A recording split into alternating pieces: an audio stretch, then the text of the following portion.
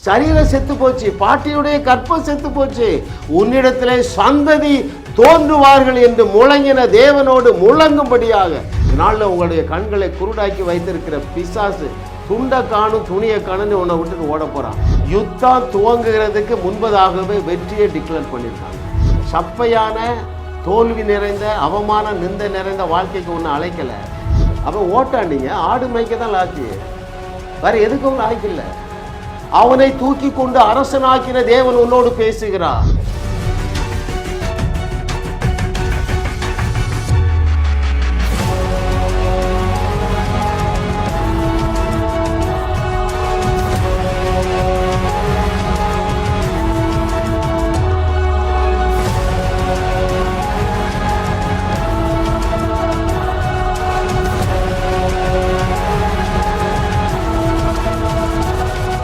அவருடைய அனந்த ஞானம் 500 என்கிற சீரீஸ் அந்த தலைப்பில் தேவன் நமக்கு கிருபையாக புதிய புதிய வெளிச்சங்களை தந்து கொண்டே இருக்கிறார்.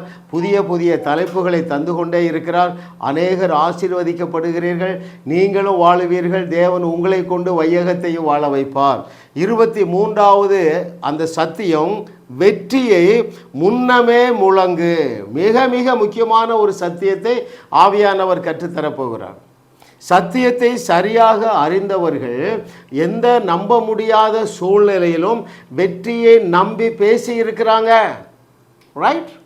அதை இன்னைக்கு தியானிக்க போறோம். யார் சத்தியத்தை சரியாக அறிந்திருந்தார்களோ அத்தனை பேரும் வெற்றியை முதலிலே முழங்கி இருக்கிறார்கள். சாட்சிகளை பார்க்கும் பொழுது நீங்கள் அதை புரிந்து கொள்ளுவீர்கள். தேவன் என்ன செய்கிறார் தெரியுமா? நீங்கள் கர்த்தரை நம்பி விசுவாசத்தோடு வெற்றியை முதலிலே ஃபிக்ஸ் பண்ணுங்க. தேவன் உங்கள் வார்த்தையை கனம் பண்ணுகிறவர். சொன்னவர் யாருப்பா? எல்லளவும் பொய்யுரையாத இறைமகன் அல்லவா? அவர் உன்னை பார்த்து என்ன சொன்னார்? நீ சொன்னபடியே ஆகும். அப்போ பாருங்கள், அங்கே மார்க் 11:23, எவனாகிலும் எவளாகிலும் எந்த சுப்பான் குப்பான் ஆகிலும் இந்த மலை போல் இருக்கிற பிரச்சனையை பார்த்து நீ பெயர்ந்து சமுத்திரத்திலே தள்ளுண்டு போ என்று சொல்லி தான் சொன்னபடியே நடக்கும் என்று தன்னுடைய இருதயத்திலே சந்தேகப்படாமல் விசுவாசித்தால் அவன் சொன்னபடியே ஆகும் என்று அதோட விடலைங்க. சத்தியமாக சொல்கிறேன்ட்டாரு, மெய்யாகவே சொல்லுகிறேன்.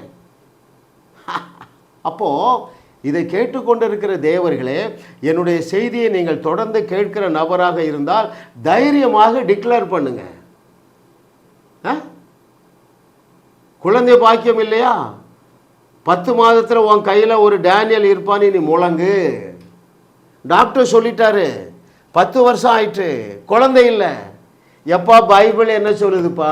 100 வயசுல தாத்தா சரீரம் செத்து போச்சு, பாட்டியுடைய கற்பம் செத்து போச்சு, உன்னிடத்திலே சந்ததி தோன்றுவார்கள் என்று முழங்கின தேவனோடு முழங்கும்படியாக தேவன் இந்த செய்தியை கேட்கும்படியான வாய்ப்பை உனக்கு தந்திருக்கிறார். ஹல்லேலூயா. ஓ,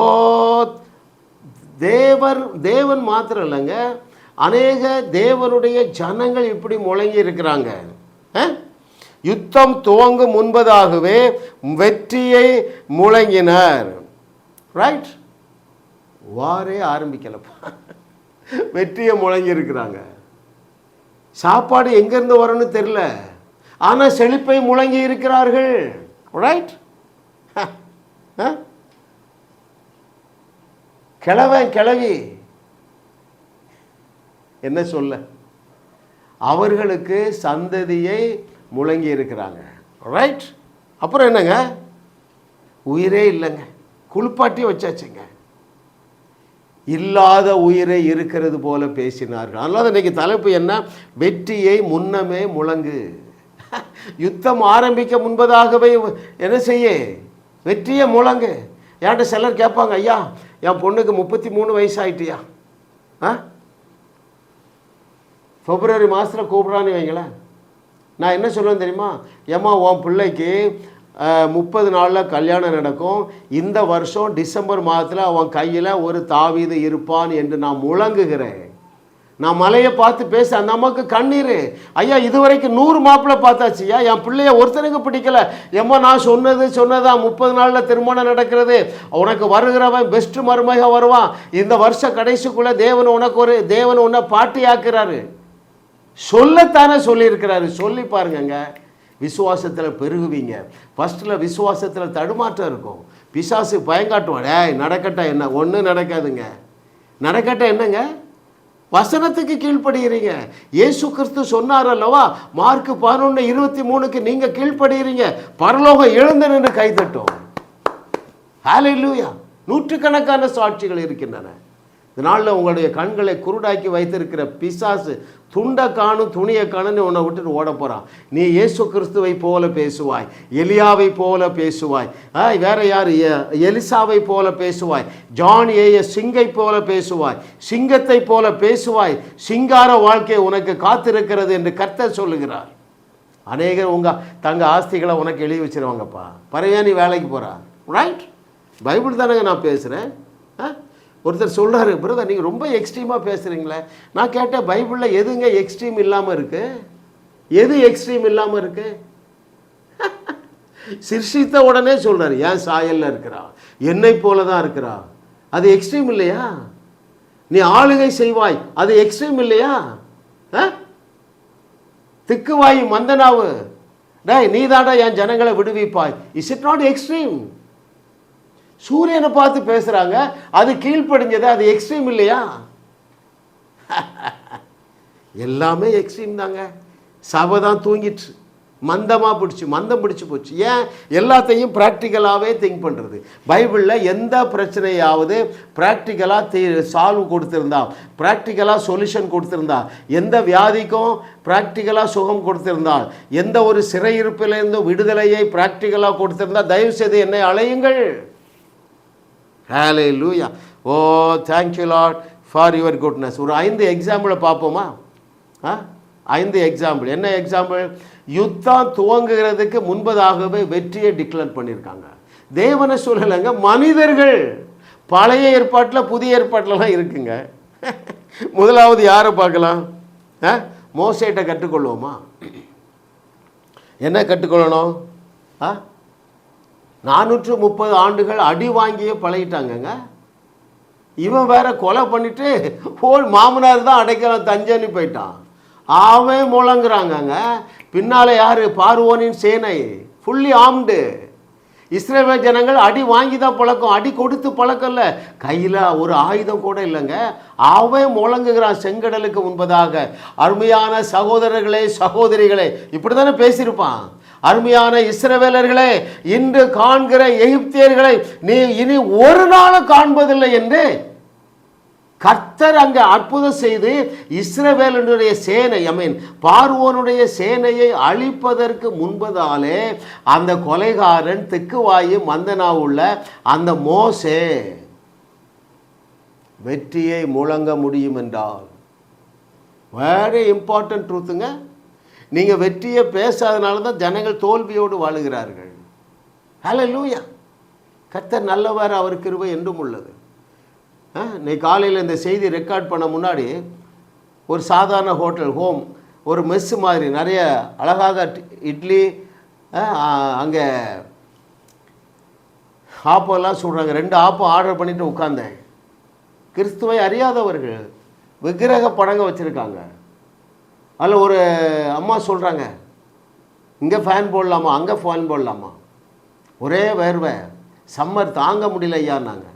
நான் சொல்லிட்டு வந்திருக்கேன், 30 நாளில் இந்த குட்டி ஹோட்டலில் ஏர் கண்டிஷன் மிஷின் வரும் என்று நான் சொல்லிட்டு வந்துட்டேங்க. கண்டிப்பாக வந்து தான் ஆகணும். என்னுடைய வார்த்தைக்கு செயல்படும்படியாக, என்னுடைய வார்த்தையை கேட்டு செயல்படும்படியாக நான் செல்லுகிற இடத்திலெல்லாம் எனக்காக நியமிக்கப்பட்ட தூதர்கள் வந்து கொண்டே இருக்கிறார்கள். நடந்து முடிந்த சில அற்புதங்களை நான் இடையிடையே சொல்கிறேன் பாருங்க. அப்போ முதலாவது, யுத்தம் துவங்குவதற்கு முன்பதாகவே வெற்றியை உன்னாலே முழங்க முடியும். ராகாப்பு சொல்கிறாங்க. ராகாப்பு சொல்கிறா, என்ன சொல்கிறா? யுத்தமே துவங்கலைங்க. எரிகோ மதிலை பிடிக்கிறதற்கு இஸ்ரவேலர்கள் இன்னும் எத்தனிக்கவே இல்லை. அவன் என்ன முழங்குறான்னு வாசிக்கட்டுமா? அங்கே யோசுவா 2வது அதிகாரம் 9வது வசனத்தின் முன்பகுதி. The book of Joshua chapter 2 verse 9a. கர்த்தர் உங்களுக்கு தேசத்தை ஒப்பு கொடுத்தார் என்றும். யாருங்க டிக்ளேர் பண்றா? ஹீதன், புறஜாதின்னு நம்ம சொல்லுவோம் பார்த்தீங்களா, அவன் சொல்றாப்பா. என்னத்த? இந்த எரிகோ பட்டணத்தை தேவன் உங்களுக்கு கொடுத்துட்டாரு. ஹல்லேலூயா, ஹல்லேலூயா. ஐயா, ராகாபுடைய வம்சத்தில் தேவகுமாரன் தோன்றினார். ஏன் தெரியுமா? வெற்றியை முதலிலே அவள் டிக்ளேர் பண்றா. ஏனென்றால் அவள் விசுவாச வீராங்கனையாக இருந்தால். ஞானஸ்நானமே எடுக்கலப்பா, இயேசுவையே தெரியாதுப்பா. நம்ம தேவனை பற்றி அவளுக்கு என்ன தெரியும்? ஒன்னே ஒன்று தான் தெரியும், அவர் அற்புதம் செய்கிற தேவன் என்கிற ஒன்றை தவிர வேற எதுவுமே அவளுக்கு தெரியாதுங்க. நீங்களும் அதை மாத்திரம் தெரிஞ்சிருந்தீங்கன்னா ராகாபை போல முழங்குவீர்கள். வேற யாரை போல முழங்குவீர்கள்? பவுலை போல முழங்குவீர்கள், மோசேயை போல முழங்குவீர்கள், தாவீதை போல முழங்குவீர்கள்.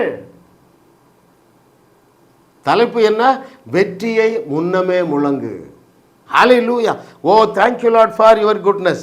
நியாயாதிபதிகள் 4வது அதிகாரம் 9வது வசனத்தில் சத்துருக்கள் ஆயிரக்கணக்கான ரதங்களோடு போர் வீரர்கள்லாம் வாராங்கங்க. இஸ்ரவேலுடைய 10,000 பேருக்கு அதிபதி யாரு? பாராக்கு. பாராக்கு யுத்தத்துக்கு எழும்ப மானுங்க. இந்த பொம்பளை எழுப்பிட்டு சொல்றாங்க, வாசிக்கட்டுமா உங்களுக்கு? அந்த தெபொராள் என்ன சொல்லுகிறாள் பாருங்கள். வெற்றியை முதலிலே முழங்குகிறார் பாருங்கள். 4:9 of the book of Judges. அதற்கு அவ கூப்பிட்றா, பொம்பளையை கூட, ஏமா நீனு வாமாங்கிறான். அதுக்கு அவள் என்ன சொல்ற பாருங்க. அதற்கு அவள், நான் உன்னோடே கூட நிச்சயமாய் வருவேன், ஆனாலும் நீ போகிற பிரயாணத்தில் உண்டாகிற மேன்மை, அதாவது அந்த வெற்றி உனக்கு கிடையாது. கர்த்தர் சிசெராவை ஒரு ஸ்திரீயின் கையில் ஒப்பு கொடுப்பார் என்று சொல்லி தெபொராள் எழும்பி பாராக்கோடே கூட கேதேசுக்கு போனாள். கர்த்தரை தெய்வமாக கொண்ட நாம் பாக்கியவான்கள். ஏனென்றால் வெற்றியை முதலிலே நிர்ணயம் பண்ணக்கூடிய ஆற்றல் மிக்கவர்களாக தேவன் உங்களை அலங்கரித்து வைத்திருக்கிறார் மகனே, மகளே. அதனால தான் நீ உலகத்தை உலுக்குகிறவன் என்று நானும் சொல்கிறேன், உலகமும் சொல்லுதுங்க, பைபிளும் சொல்லுதுங்க. ஹல்லேலூயா. ஓ, நிறைய எக்ஸாம்பிள் இருக்குங்க. வெற்றியை முதலிலே முழங்கினவர்கள் யார்? வேற யார்? நம்ம தாவீது. 40 நாள் சவுலும் ஃபுல்லி ஆர்ம்டு சோல்ஜர்ஸு, ஆயிரக்கணக்கானவர் ஆயுதங்களோடு, வித் ஆல் ட்ரைனிங், பயந்து போய் கிடக்குறாங்கங்க. சுவிக்கி பாய் வந்து டிக்ளேர் பண்ணுறான், டேய் இன்றைக்கு உன் தலையை எடுப்படா. வெற்றி எப்படி பேசுகிறான் பாருங்கங்க. நீ இப்போ என்ன பிரச்சனையில் இருக்கா? கடன் பிரச்சனையா? ஊதி தள்ளுப்பா.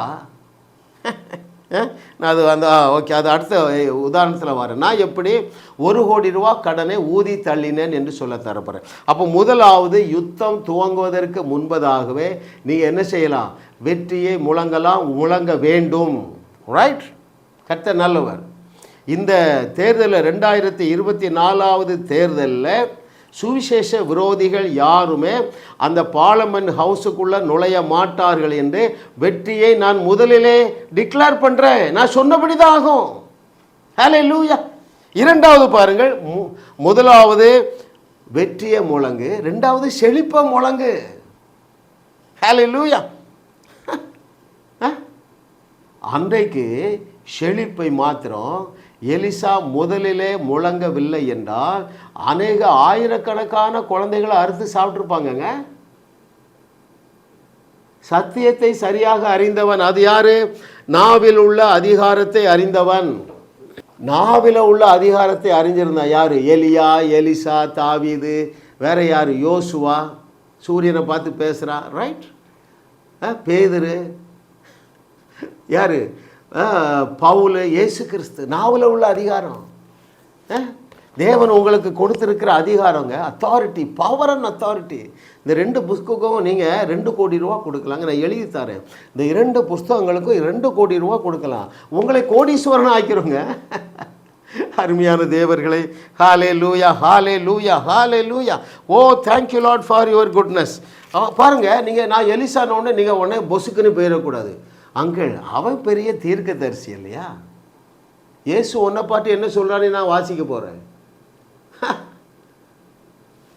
அவன் என்ன சொன்னான்? நாளைக்கு இந்த நேரம் செழிப்பு உண்டாயிற்று. செழிப்பை முதலிலே முழங்கினான். ஒரு அம்மா போரூர்லேருந்து என்ன கூப்பிட்டாங்க, ஐயா 1 கோடி ரூபா கடன்யா, உங்கள்கிட்ட ஜெபம் பண்ணால் அற்புதம் நடக்குன்னு சொன்னாங்க. சரிம்மா, எங்கே இருக்கிறா? போரூரில் இருக்கிறேன். இங்கே தான் நம்ம நாளைக்கு அந்த வழியை வரேன். உங்கள் அந்த அம்மாவுக்கு பக்தி தலைக்கு மேலே இருக்குது. பல நேரம் சொல்லியிருக்கேன், நான் இப்போ சொல்ல விரும்பலை. வீட்டுக்கு போனேன், உட்காரவே இல்லை, ஹாலில் நின்னேன். அந்த வீடு ஏலம், இந்தியன் ஓவர்சீஸ் பேங்கை ஒட்டிட்டாங்க, நோட்டீஸை காட்டுறாங்க, ஐயா அந்த இந்த வீடு ஏலம் போக போகுது. காலில் போட்டு மிதிச்சேங்க, டிக்ளேர் பண்ணுறேன், 30 நாளில் உன் கடன் அடையுது. 10 ஆண்டுகள் கோர்ட்டுக்கும் வீட்டுக்கும் அலையிறாங்க. நான் 30 நாளில் உன் கடன் அடையுன்னு சொன்னேங்க, டிக்ளேர் பண்ணேங்க. 15 நாளில் கடன் அடைத்தா தேவன். ஏன்னா நான் சொல்லிட்டா அதை நிறைவேற்றுவதற்கு தூதர்கள் ஆயத்தமாக இருக்கிறாங்க, ஒன்றை சுற்றி இருக்கிறாங்க. என்னுடைய விருப்பமெல்லாம் அதுதான். அருமையான தேவர்களே, எலிசாவை போல நீங்கள் எழும்ப வேண்டும். எலியா என்ன சொல்கிறா? எப்பா ராஜா, நான் சொன்னாதான் மழை வரும். நீங்கள் நினைக்கிறீங்க எலியா, எலிசா, தாவீதெல்லாம் பெரிய கொம்பன் நினைக்கிறீங்க. நான் இல்லைன்னு காட்ட போகிறேன். நீ அவர்களை விட பெரிய கொம்பனாக இந்த செய்தியை கேட்டுக்கொண்டு இருக்கிறாய். அருமையான மகனே, மகளே, மத்தேயு 11:11 இயேசு என்ன சொல்கிறாரு? ஸ்திரீகளிடத்தில் பிறந்ததிலே யோவான் ஸ்நானம் தான்ப்பா ரொம்ப டாப்பு. ஆனால் நீங்கள் புதிய ஏற்பாட்டில் மனம் திரும்பின உடனே என்னுடைய ராஜ்யத்துக்குள்ளே வந்துட்டீங்க, ஆகையினால நீங்கள் தான் அவனை விட டாப்புன்னு சொல்கிறாருப்பா. வாசிக்கட்டுமா? மேத்யூ 11:11. ஸ்திரீகளிடத்திலே பிறந்தவர்களில் யோவான் ஸ்நானனை பார்க்கிலும் பெரியவன் ஒருவனும் எழும்பினதில்லை. அப்போ எலியா, எலிசா, தாவீது எல்லாரை விட யோவான் ஸ்நானன் தான் டாப், ரைட்? ஆகிலும் பரலோக ராஜ்யத்தில் சிறியவனாய் இருக்கிறவன் அவனிலும் பெரியவனாய் இருக்கிறான் என்று உங்களுக்கு மெய்யாகவே சொல்லுகிறேன். அப்படின்னா என்ன பொருள்? கொலோசையர் 1:13 படி நாம் தேவனுடைய ராஜ்யத்துக்குள்ளே இப்பொழுதே வந்துட்டோம். என்னைக்கு மறுபடி பிறந்தீங்களோ அப்பொழுதே தேவனுடைய ராஜ்யத்துக்குள்ளே வந்துட்டீங்க. எனவே பழைய ஏற்பாட்டில் இருந்த அத்தனை பேரை விட we are on the top of the world. எலியா, எலிசா, ஜான் த பேப்டிஸ்ட் எல்லாம் அதுக்கு அப்புறம் தாங்க. இயேசுவனுடைய வார்த்தை தான் நான் பேசுகிறேன். அல்லேலூயா. நான் என்ன சொன்னேன்னா, உன்னால் ஃபிக்ஸ் பண்ண முடியும், உன்னால் பேச முடியும் என்பதில் பேச வேண்டும். பரலோகம் ஒன்று அப்பாயிண்ட் பண்ணி வச்சுட்டு தான் ஜாஸ் மினிஸ்ட்ரியுடைய செய்தியை கேட்கக்கூடிய வாய்ப்பை உனக்கு தந்திருக்கிறது. வாழுவோம் வையகத்தையும் வாழ வைப்போம் என்கிற செய்தியை கேட்கும்படியான வாய்ப்பை தேவன் உன்னை சகலவற்றின் மேலும் அதிகாரியாக உயர்த்தி வைத்து விட்டு தான் இந்த செய்தியை கேட்கக்கூடிய வாய்ப்பை தேவனுடைய ஆவியானவர் உனக்கு தந்திருக்கிறார். மகனே, மகனே, ஹல்லேலூயா. அதனால தான் நான் தைரியமாக சொல்கிறேன், I am on the top of the world according to Deuteronomy 28:1. Hallelujah. எத்தனை பேர் சொல்ல பழகிருக்கீங்க? இல்லை, சப்பையாக வாழ்ந்துட்டு போனால் ஆண்டவர் உன் கையை பிடிச்சி இழுக்க மாட்டார், ரைட்? சப்பையான தோல்வி நிறைந்த அவமான நிந்தை நிறைந்த வாழ்க்கைக்கு ஒன்று அழைக்கலை. என் செய்தியை கேளுனா இந்த சின்ன குப்பையெல்லாம் கிண்ட மாட்டேன், மேலானவைகளை பேசுவேன், விசுவாசத்தோடு முழங்குவேன். நீ மேலானவை திங்க் பண்ண ஆரம்பிப்பா, நீ மேலானவைகளை சிந்திப்பாய், மேலானவைகளை தியானிப்பா. அப்பொழுது இந்த குப்பையெல்லாம் தேடியும் காணாதிருப்பாய், உன்னுடைய 2.5 கோடி ரூபா கடனை தேடியும் காணாதிருப்பாய். அருமையானவர்களே, ஹல்லேலூயா. ஓ, யுத்தத்தை துவங்க முன்பதாகவே வெற்றியை முழங்கு, செழிப்பை காணுவதற்கு முன்பதாகவே செழிப்பை முழங்கு. வேற என்ன செய்யணும்? தாத்தா பாட்டிகளுக்கும் நீ குழந்தை பாக்கியத்தை முழங்கு. சுனேமியால் கேயாசி கிண்டல் பண்ணுறான். எலிசா கேட்குறான், எப்பா இந்த அம்மா நல்லா நமக்கு ரொம்ப ஹெல்ப் பண்ணுறா, அப்போ நமக்குன்னு ஒரு அப்பர் ரூமை வேறு கட்டி வச்சு இவளுக்கு நான் ஏதாவது செய்யணும், என்ன செய்யலாம்? கேயாசி சொல்கிறான், ஐயா அந்த பாட்டி அம்மாவுக்கு குழந்தை இல்லை, ஆனாலும் கிளவினி வேற கிண்டலாக சொல்கிறான், கூப்பிடு கூட. அவன் வாசலில் வந்து நிற்கிறான். ஏம்மா சுனேமியால், நீ வயிற்றில் கையை நான் ஜோம் பண்ணுறேன் அப்படிலாம் சொல்லலைங்க. நீங்கள் வந்து உங்களுக்கு பெட்டு ரிலேஷன்ஷிப் இருக்கா அதெல்லாம் கேட்கல, உனக்கு வழிபாடு வந்துட்டுருக்கா கேட்கல, நீ லேபில் டெஸ்ட் பண்ணியா, உனக்கு குறை இருக்கா, பிசிஓடி இருக்கா, அல்லது அவருக்கு ஆண்மையில், எந்த கேள்வியும் கேட்கல. ஹல்லேலூயா. ஒரே பதில், ஏம்மா ஒரு 10வது மாதத்தில் உன் கையில் ஆண் குழந்தை இருக்கும். ஹல்லேலூயா. எத்தனை கிழவிக்கு குழந்தை பிறந்திருக்குங்க பைபிளில்? சுனேமியால் ஒன்றா, ஆபிரகாம் தாத்தா, சாராள் பாட்டி, அப்புறம் யார்? சகை தாத்தா, எலிசபெத்து பாட்டி. புதிய ஏற்பாட்டில் இருக்குங்க. நீங்கள் பேசாததுனாலே அநேகர் மலடியாக இருக்கிறார்கள். தைரியமாக பேசுங்கங்க. ஒரு ஸ்டேஜில் எங்கள் மனைவி கேட்க ஆரம்பிச்சிட்டேன், என்னங்க நீங்கள் இஷ்டத்துக்கு பேசுகிறீங்க? எப்போ பைபிள் முழுவதும் இஷ்டத்துக்கு தான் பேசியிருக்காங்கப்பா. ஹல்லேலூயா. கர்த்தரை தெய்வமாக கொண்ட நீங்கள் பாக்கியவான்கள், ஏனென்றால் நீங்கள் உலகத்தை உலுக்குகிறவர்களாக இந்த செய்தியை கேட்டு கொண்டு இருக்கிறீர்கள். ஹல்லேலூயா. இயேசு கிறிஸ்து செய்தவைகளை விட பெரிய கிரியைகளை பேசு, பாடு. லாசருவின் கல்லறையை காலி செய்தார், கல்லறை தோட்டத்தை நீ காலி செய்வாய. அவர் தானப்பா சொன்னார், நீங்கள் நான் செய்ததை செய்வீர்கள், அதை விட பெரிய கிரியைகளை செய்வீர்கள். லாசருவின் கல்லறையை காலி செய்தார், கல்லறை தோட்டத்தை நீ காலி செய்வாய். ஹல்லேலூயா. ஏன்? உலகத்தை உலுக்கிடுவாய் அவர் நாமத்தால், வையகத்தை வாழ வைப்பார் அவர் பலத்தால். ஏன்? உன்னை தேவன் என்று இயேசு சொன்னாரே. இதை கேட்டுக்கொண்டிருக்கிற தேவர்களே, உன்னை தேவன் என்று இயேசு சொன்னாரே, அவர் சொன்ன வார்த்தை ஒன்றும் தவறிடாதே. இயேசு செய்த கிரியைகளை நீயும் செய்வாய், அதை விட பெரிய கிரியை எவ்ரிடே நீ செய்வாப்பா. ஏன்னா கர்த்தர் என்ன அப்படி பயன்படுத்திட்டு இருக்கிறார். ஹல்லேலூயா. மூன்றாவது, வெற்றியை முதலிலே முழங்கினவர் உயிர் இல்லாது இருக்கும் போதே இருக்கிறது போல பேசிட்டாங்க.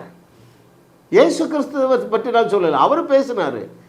4 நாள் ஆயிட்டு கல்லறைக்குள்ளதான் இருக்கிறான், உயிர் இல்லை, ஆனா அவன் தூங்குகிறான்னு சொன்னது போல பவுல் சொல்றாரு, ஐத்தீவு 3வது மாடியிலிருந்து விழுந்து செத்து போயிட்டான். மேல போய் படுத்து பார்க்கறான், எழும்பல. இவர் பிரசங்கத்தை முடிச்சுட்டு விடிய காலம் 3 மணிக்கு அந்த ஊரை விட்டு போகும்போது சொல்றாரு, இவனுக்குள்ள உயிர் இருக்குதுன்னு சொன்னாங்க. ஊரை விட்டு வெளியே போகிறான், அந்த தம்பி எழும்பிட்டான். ஹல்லேலூயா, ஹல்லேலூயா, ஹல்லேலூயா, ஹல்லேலூயா. கர்த்தர் நல்லவர், நல்லவர், நல்லவர், நல்லவர், நல்லவர், நல்லவர். கடைசியாக ப்ரமோஷனை பார்ப்போமா? நீங்கள் தைரியமாக சொல்லுங்கங்க. ஒரு 2 விதமான ப்ரமோஷன் சொல்கிறேன். எல்லாமே வேர்ட் பேஸ்டுங்க. நான் வசனத்தை விட்டு எதையாவது மீறி பேசினால் தயவு செய்து என்ன அழையுங்க. நான் வசனத்துக்கு விட்டு வெளியே போகிறதே இல்லை. உங்களுக்கு தெரிஞ்ச ஒருத்தர் வேலை செய்கிறான், அங்கிள் நான் 5000 ரூபா சம்பளம் வாங்குகிறேன், ரைட்? தைரியமாக சொல்லுங்கள், தம்பி 30 நாளில் ஒரு சம்பளம் டபுள் ஆயிரும், ரைட்? நீ தான் ஃபிக்ஸ் பண்ணணும். ஒரு 19,000 ரூபா சம்பளம் வாங்கிட்டு வந்தார். நான் சொன்னேன், தம்பி 30 நாளில் யார் செய்தியே நீ என்ன செய்யணும், 50 செய்தியே கேளு, உன் சம்பளம் டபுள் ஆயிருன்னு சொன்னேங்க. அவர் 30 செய்தியே கேட்டாருங்க, 19,000 சம்பளம் 45,000 ஆயிட்டு. அவரே சொல்லிட்டார், அங்கிள் உங்கள் செய்தியை கேட்டால் நான் பெரிய கோடீஸ்வரரானு கேட்டுகிட்டே இருக்காரு. இப்போ 3 லட்சம் ரூபா சம்பளம் வாங்குறாரு. ஏன்? சத்தியத்தை சரியாக கற்றுக் கொடுக்குறங்க. வேணா அதில் மேஜிக்லாம் கிடையாது. சத்தியத்தை சரியாக கற்றுக் கொடுக்கறதுனால உங்களுடைய விசுவாசத்தில் பெருகுகிறீர்கள். விசுவாசிக்கிறவர்களுக்கு எல்லாம் கிடைக்குது, அவ்வளோதானே. It's biblical. இன்னொரு ப்ரொமோஷனை நீங்கள் சொல்லணும், எனக்கு அதான் ஆசை. என் செய்தியை கேட்கிறவர்கள் நீங்கள் என்ன ப்ரொமோஷன் சொல்லணும் தெரியுமா? தேவன் சொன்ன வார்த்தையின் அடிப்படையில் சொல்லணும். உங்கள்கிட்ட ஒருத்தன் வாரான், அவன் 5000 ரூபா சம்பளம் வாங்குறான், இல்லைன்னா 50,000 சம்பளம் வாங்குறான், ஒரு மல்டிநேஷ்னல் கம்பெனியில் வேலை செய்கிறான். தம்பி, தேவன் சொல்லியிருக்காரு, என்ன சொல்லியிருக்கிறாரு? கால் வைக்கிற தேசத்தையே உனக்கு வாக்கு பண்ணியிருக்கிறாரு. ஆபிரகாமுக்கு வாக்கு பண்ணார், அதை கொடுத்தாரு. நீ என்ன செய்யணும்? இந்த கம்பெனியில் நீ 7 வருஷம் வேலை செய்கிறா, இந்த கம்பெனி எனக்கு சொந்தம் என்று நீ பேசு. எத்தனை கண்ட்ரியில் இருக்குது? 40 கண்ட்ரியில். 40 கண்ட்ரியில் இருக்கிற உன்னுடைய கம்பெனியில் 3 லட்சம் பேர் வேலை செய்கிறானே, அந்த கம்பெனிக்கு நீ முதலாளியாய் மாறுவாய், தேவன் உன்னை உயர்த்துவார் என்று பேசு. முழங்கு, வெற்றியை முதலிலே முழங்கு. ஹல்லேலூயா. பெரிய கேள்வி தோணுது உங்களுக்கு, நான் பதில் சொல்கிறேன். அங்கிள் இப்படிலாம் பேசலாமா? ரைட்? எப்போ பைபிளில் தானே இருக்குது. அவன் ஓட்டாண்டிங்க, ஆடு மேய்க்க தான் லாக்கி, வேறு எதுக்கும் லாய்க்கில்ல.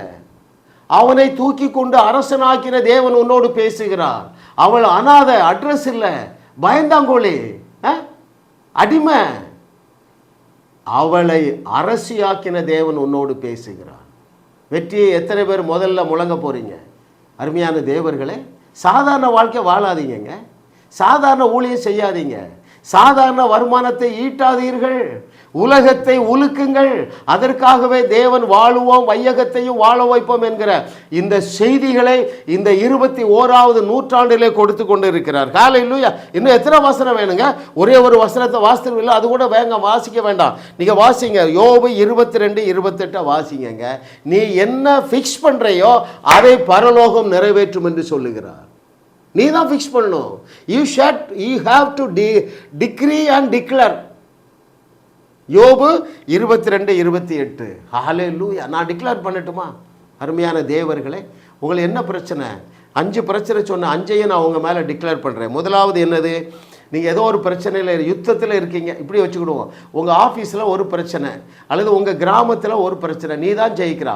என்ன உனக்கு வழக்கு இருக்குது பற்றியா? என்ன வழக்காக இருக்கட்டும், நீ தான் தப்பு பண்ணா, கிரிமினல் கேஸாக கூட இருக்க, இயேசுவின் நாமத்தினால இந்த செய்தியை கேட்கிறவருடைய வழக்குகள் எல்லாமே இவர்களுக்கு சாதகமாக நீதிபதியுடைய வாயிலிருந்து இவர்களுக்கு ஒரு விடுதலை உண்டாவதாக, வெற்றி உண்டாவதாக இயேசுவின் நாமத்தினால.